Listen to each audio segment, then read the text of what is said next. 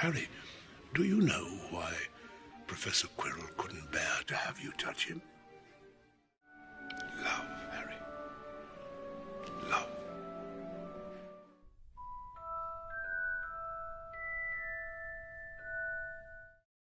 What Lav and I have, well, let's just say, there's no stopping it. It's chemical. Will it last? Who knows? Point is, I'm a free agent.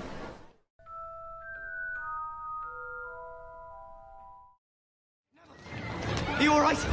Never better. I feel like I can spit fire. You haven't seen Luna, have you? Luna? I'm mad for her. I think it's about time I told her, since we'll probably both be dead by dawn. Love is the idea at the very heart of the Harry Potter series, a trait it borrows from the Gospel itself. As I discussed in my 5th video, the idea that love conquers all, even death, is a hopeless fairy tale without Christ's own death and resurrection. So what is this love that Rowling keeps writing about? Few words in the English language are more abused than love, so if we don't understand precisely what love is in our discussion, it will be meaningless.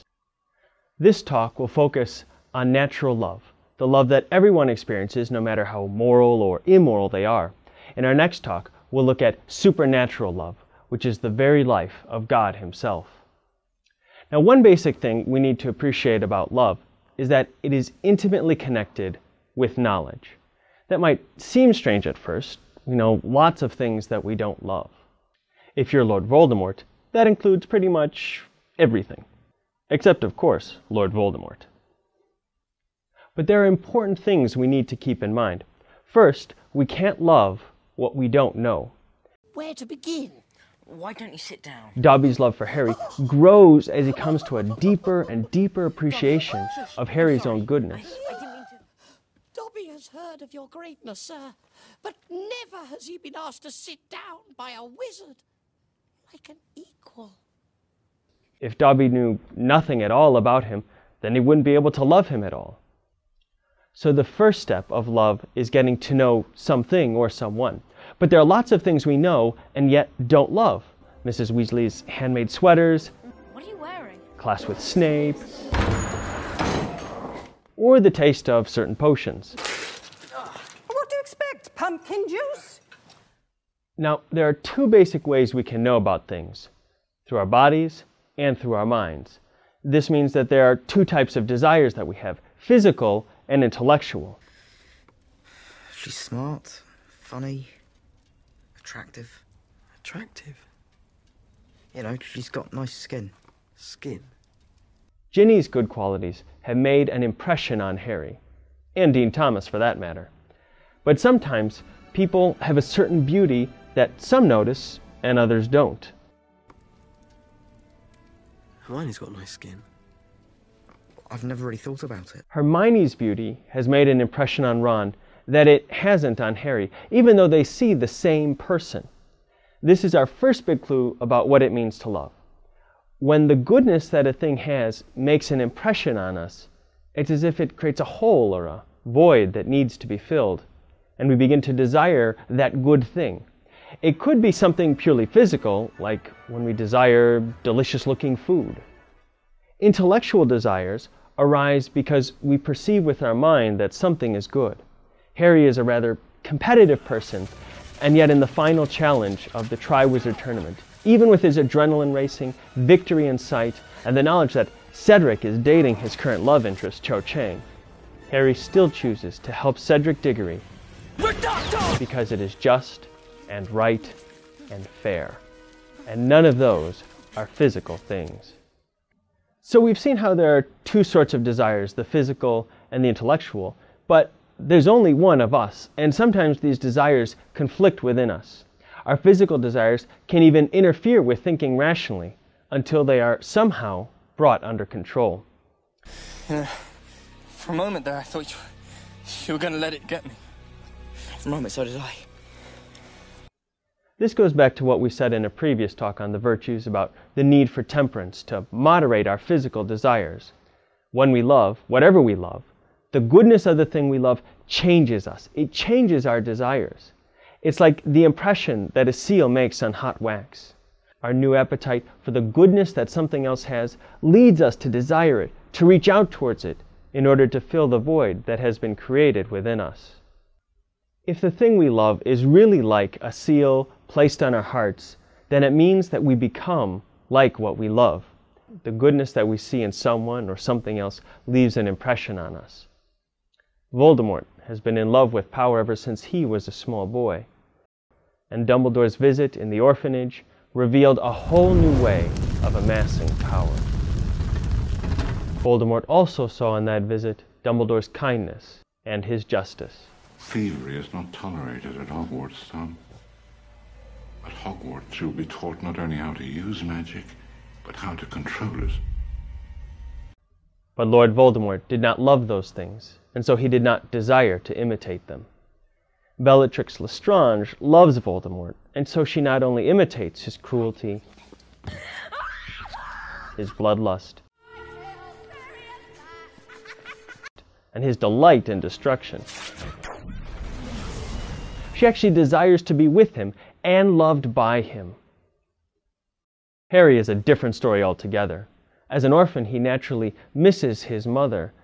But how greatly is that love deepened when we learn that he is the boy who lived only because she chose to die. Harry is loved and loves his mother in return. When those Harry loves can only be saved by his own sacrifice, we see how much Harry has become like the mother that he loves and who loved him. The boy who lived, come to die. Our loves leave a mark on us, a hole in our hearts that can only be satisfied by possessing what we love. Now, St. Thomas Aquinas distinguished between two types of love, the love of friendship and the love of desire. The way to distinguish between these two is to ask a very simple question. Why do I love something? If I love something because it is good and deserves to be loved, then I have the love of friendship. If I love something because it is useful to me or someone else I love, it's the love of desire. Harry loves Hermione and wants her to be happy. After Ron abandons the two of them on their quest for the Horcruxes, she's feeling a bit down, and so Harry tries to cheer her up.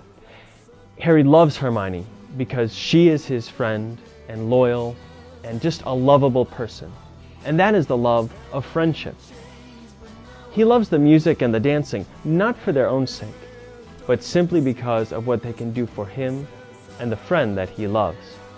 That is the love of desire.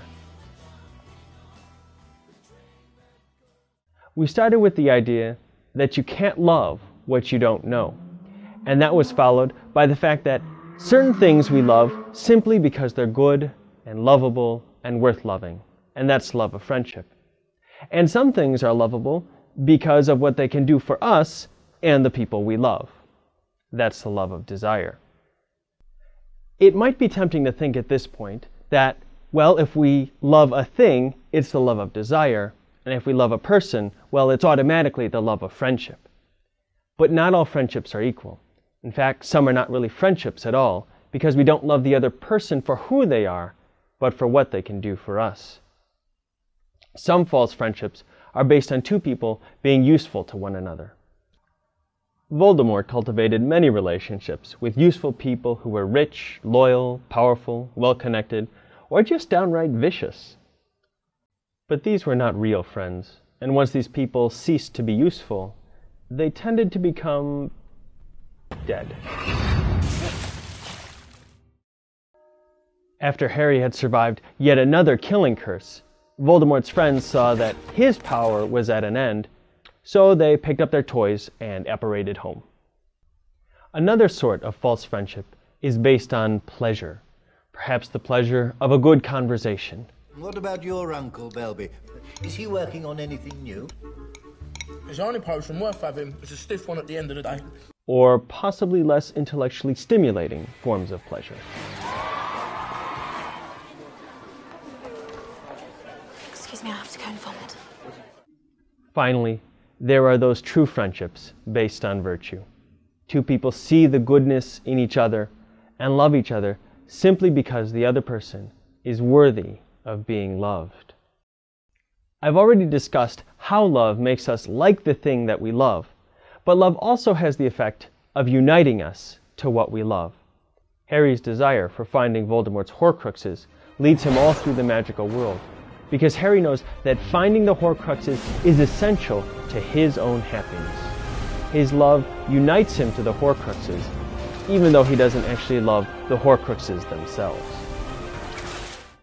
Mothers, on the other hand, tend to love their children not because they're especially useful, but simply because they're their children and they're lovable.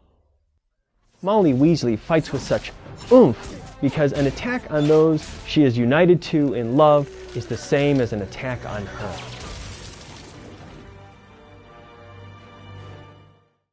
Love unites us to what we love, but the reality of this union goes even deeper because it's as if the lover, in some sense, lives inside the one they love, and the one who is loved lives inside the lover. The fancy theological name for this is indwelling. It sounds strange, but the reality is something we've all experienced. Harry's entrance into the magical world comes with new information about his parents and the depth of their love for him. Lily and James's presence inside Harry's head and heart increases dramatically because of the amount of time Harry spends thinking about them with love. That image of Harry in front of the mirror illustrates how those we love can live in our minds and our hearts. But if loving others means living inside of those we love, then that can reveal itself in two ways. If we desire something, then we seek to know it better, to understand it, not superficially, but at its core.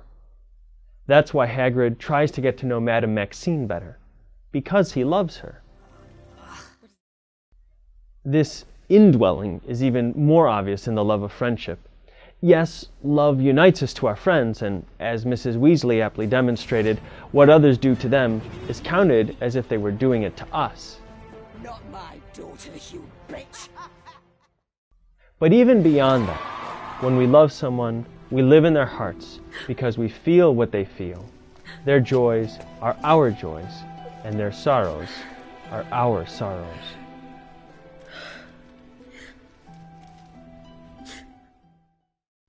But everything I've said so far about love in this presentation does not involve faith or grace or anything like that. It's based solely on our experience as human beings. The love we've discussed is entirely natural. Now, wonderful as this sort of love is, it's not enough, not nearly enough to fill our hearts.